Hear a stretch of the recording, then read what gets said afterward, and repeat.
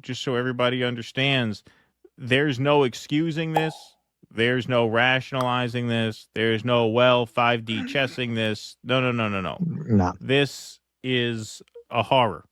Decades in the making. This has all essentially been orchestrated. And that Trump was really not the wrench in the machine that a lot of people thought he was. If he was, Israel would not have chosen him over Hillary Clinton, of all people, who I'm sure had some nefarious tricks up her own sleeve.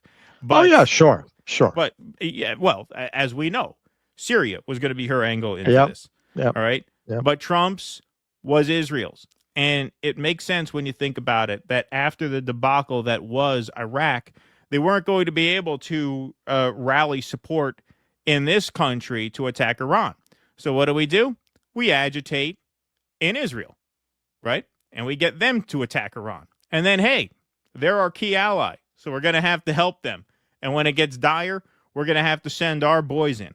And what we have to, like I said, in one voice say, is no. As Caitlin Johnston said, there's no excuse. There's no excuse for Donald Trump, and there's no excuse for any of us. There's no excuse for anyone in this country who is old enough to remember those post 9/11 years or capable of looking it up and reading about it. You're going to see a lot of things resemble that time. Chris Cuomo, his monologue. We might do that on Jimmy's show tomorrow. We're hosting tomorrow. Scott Horton just did an interview with one of the other male bimbos at News Nation, I think it was. Just unbelievably stupid talking points the guy's throwing at him. Mm-hmm. The media always tries to manufacture consent for this. They will try again. We have to learn our lesson. We cannot tolerate stupidity amongst each other now. We have to be very firm and supportive, but firm with each other. I don't want to hear anybody saying, well, but do you think they should have a nuclear weapon? No. Stop. That's nonsense. Nonsense.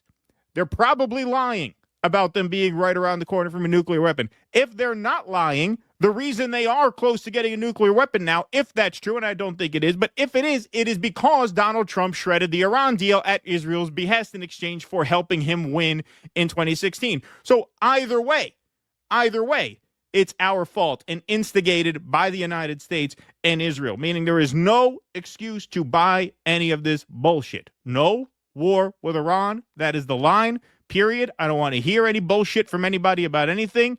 That's it. That is the page we all have to be on, because this is not a game at this point. This is real, as we see.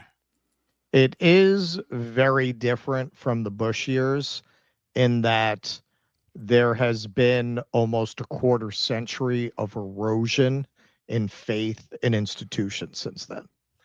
People, even though it was post-Watergate, I mean, you're certainly well past the years where people just assumed that their institutions were not corrupt. It was still a time when George Bush could go stand on the rubble with the bullhorn, say, the people who knock down these towers will hear from us, and then follow that up by telling everyone to go out shopping. Right. Without getting enormous backlash. Remember, you really didn't have social media. You really didn't have another outlet of conversation. You really couldn't get around the gatekeepers. The almost universal willingness to fall in line behind George Bush, and the almost absolute unquestioning tone of the entire culture, left, right, center, everybody, to go along with this shit. I mean, there were dissenters, but people called them traitors. Yep. Right? Yep. You're being a traitor. Oh, yeah. That's different from now. That is different. Like, at this point, no one trusts the government. And the Democrats certainly, they saw George Bush as the way they saw Reagan, as too stupid for the job, but they didn't see him as fundamentally unfit in the way that they see Trump. Like, you're not getting the Democrats, except for the ones who are Zionist first, to rally behind Trump. They're not. That's why the Democrats have been so quiet. They don't know what the fuck to do with this, because they're all Zionists, and this is what Israel wants.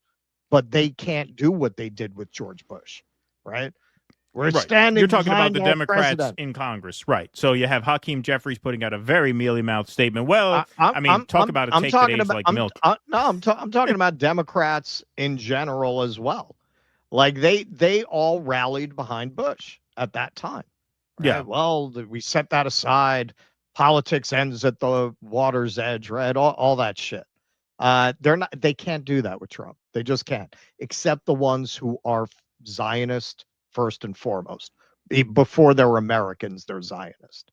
And I would say most Zionists are that way. So the Zionists will go with him. The elected officials who have to think about getting votes beyond Zionists, they really don't know how to handle this.